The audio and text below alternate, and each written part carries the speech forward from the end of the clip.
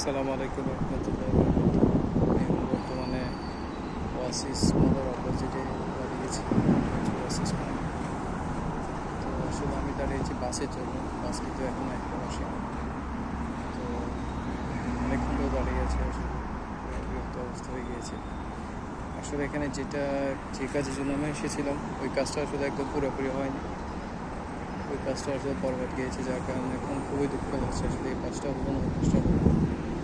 এখন এখান থেকে আবার আস্তে আস্তে করে আবার চলে যেতে হবে। তো এখানে আসছে নতুন জায়গা, আসলে তেমনটাই চিনি না।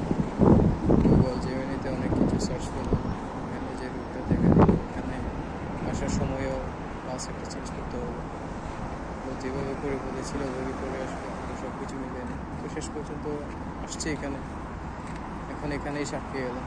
এখানে এসে এখন বাস ধরতে যাচ্ছি, বাস পাচ্ছি না।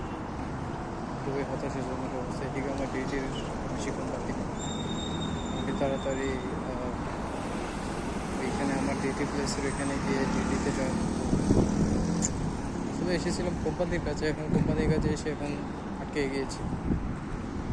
তো জানি না আসলে আর কতক্ষণ এখানে এভাবে দাঁড়িয়ে থাকবো, এভাবে বসে থাকবো। রাস্তা আসছে এখান থেকে মেট্রো স্টেশনে অনেক দূর।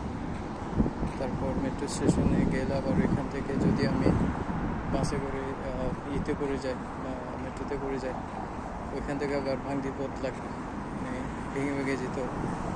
একত্রে ডিরেক্ট কোনো রাস্তা নেই।